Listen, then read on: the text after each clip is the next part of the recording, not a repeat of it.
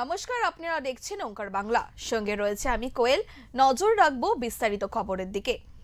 আজ 22শে শ্রাবণ, বাঙালির প্রাণের কবি, আবেগের প্রাণপুরুষ বিশ্বকবি রবীন্দ্রনাথ ঠাকুরের মহাপ্রয়াণ দিবস। বৈতালিক বৈদিক মন্ত্রপাঠ, রবীন্দ্রসঙ্গীত, বিশেষ উপাসনার মধ্য দিয়ে রবীন্দ্রনাথের তিরোধান দিবস পালন করছে শান্তিনিকেতন। বাংলার সাহিত্যের ইতিহাসে যে মানুষটির অবদান গোটা বিশ্বের কাছে শ্রেষ্ঠ, তিনি বাঙালির প্রিয় কবি রবীন্দ্রনাথ। 1941 সালের 7ই আগস্ট বাংলার 22শে শ্রাবণ, ঠিক আজকের দিনেই বিদায় নিয়েছিলেন বিশ্বের কবি রবীন্দ্রনাথ ঠাকুর। তিনি না থাকলেও তার লেখা গান, কবিতা, ছোট গল্প, উপন্যাস রয়েছে বাঙালির হৃদয় জুড়ে। তিনি লেখক, শিল্পী, নাট্যকার, প্রাবন্ধিক, তিনি বাঙালির মননে অন্তরে রয়েছেন। প্রিয় কবি রবীন্দ্রনাথ ঠাকুর তার জীবনের সবচেয়ে বেশি সময় কাটিয়েছেন শান্তিনিকেতনে। তাই শান্তিনিকেতন তার নিজস্ব ঢঙে প্রাণপ্রিয় কবির মৃত্যুবার্ষিকী পালন করছে।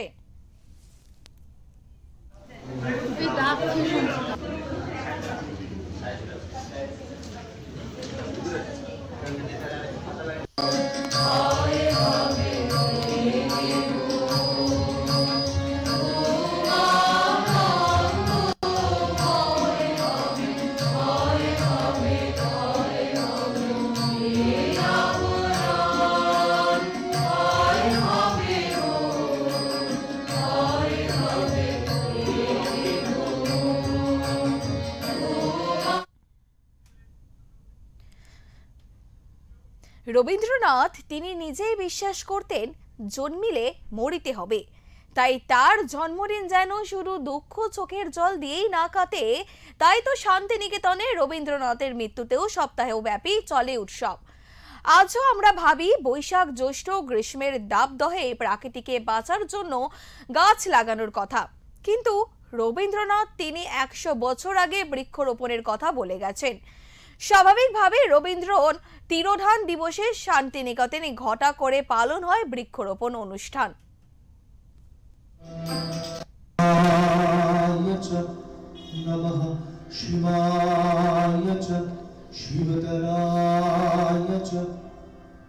তুমি আমাদের পিতা, পিতার ন্যায় আমাদেরকে জ্ঞান শিক্ষা দাও। তোমাকে নমস্কার। আমাকে মোহপাপ থেকে রক্ষা করো, আমাকে পরিত্যাগ করো না, আমাকে বিনাশ করো না। হে দেব, হে পিতা, পাপ সকল মার্জনা করো, যা কল্যাণ তা আমাদের মধ্যে প্রেরণ করো। নমঃ শিবায় চ শিবতরায় চ। তুমি আমাদের পিতা, পিতার ন্যায় আমাদেরকে জ্ঞান।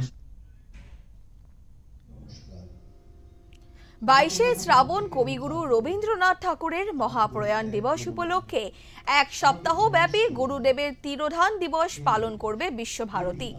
22শে শ্রাবণ ভোর বৈতালিক আশ্রমে অধ্যাপক, কর্মী, আশ্রমিক, পড়ুয়ারা সকলেই রবীন্দ্রসঙ্গীত গাইতে গাইতে গুরুদেবের আশ্রয় প্রাঙ্গণ পরিক্রমা করে। এরপর সকাল 7টায় কবির তিরোধান দিবসে বিশেষ মন্দির, বৈদিক মন্ত্রপাঠ, রবীন্দ্রসঙ্গীতের মধ্য দিয়ে বিশেষ ব্রহ্ম উপাসনা মন্দিরে উপাসনায় উপস্থিত বিশ্বভারতীর উপাচার্য অধ্যাপক প্রবীর কুমার ঘোষ, ছাত্রছাত্রী, অধ্যাপক, কর্মী, আশ্রমিক সকলেই। সকাল 8টায় রবীন্দ্রনাথ শান্তিনিকেতনে প্রথম আসার পর যে বাড়িতে ব্যবহার করতেন, সেই শান্তিনিকেতনের গৃহ থেকেই আগুনের পরশমণি ছোঁয়া ও প্রাণে এ জীবন পূর্ণ করো রবীন্দ্রসঙ্গীত গাইতে গাইতে সমবেত আশ্রমের মানুষের পৌঁছে যান রবীন্দ্রনাথের অন্যতম বাসভবন উদয়ন গৃহ। উদয়ন বাড়িতে রবীন্দ্রনাথের ব্যবহৃত চেয়ারে এক এক করে সকলেই পুষ্পার্ঘ্য নিবেদন করে প্রাণের কবি রবীন্দ্রনাথকে শ্রদ্ধা জানানো।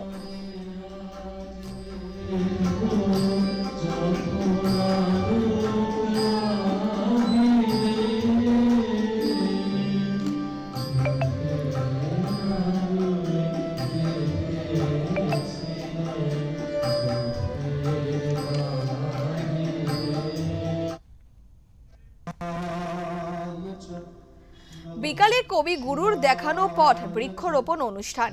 এই অনুষ্ঠানে হবে শান্তিনিকেতনের আমকুঞ্জতে। কেন্দ্রীয় শিক্ষা প্রতিমন্ত্রী বিজেপির প্রাক্তন রাজ্য সভাপতি বিশেষ অতিথি রূপে অনুষ্ঠানে অংশগ্রহণ করবেন। স্বাভাবিকভাবেই কবিগুরু রবীন্দ্রনাথ ঠাকুরের তিরোধান দিবস উপলক্ষে এক সপ্তাহব্যাপী নানান অনুষ্ঠান পালন করছে শান্তিনিকেতন।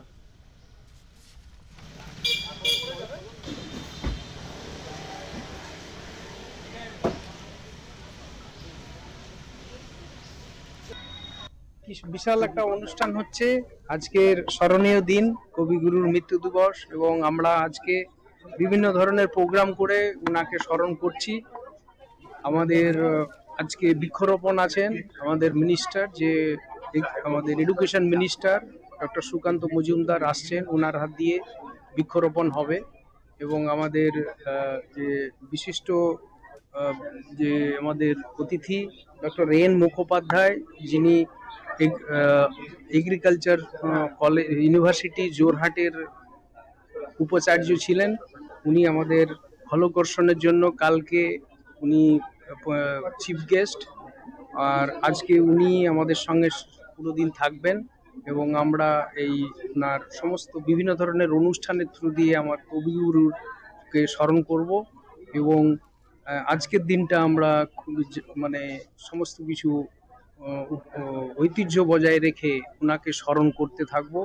এবং বিকালে আমাদের অনুষ্ঠান হবে, বিভিন্ন ধরনের গান অনুষ্ঠান হবে, বাইরে থেকেও আসছেন, এবং আমাদের যে সঙ্গীত ভবনের যে কলাকার যাদের ট্যালেন্ট, ওরা গান করবে লিপিকাতে। এইটাই আমাদের হবে। এবং আমরা পরম্পরা, এটা বৈশিষ্ট্য, এটা আমরা রক্ষা করার চেষ্টা করব, এবং কবিগুরুর ঐতিহ্যটাকে আমরা ধরে রাখার চেষ্টা করছি।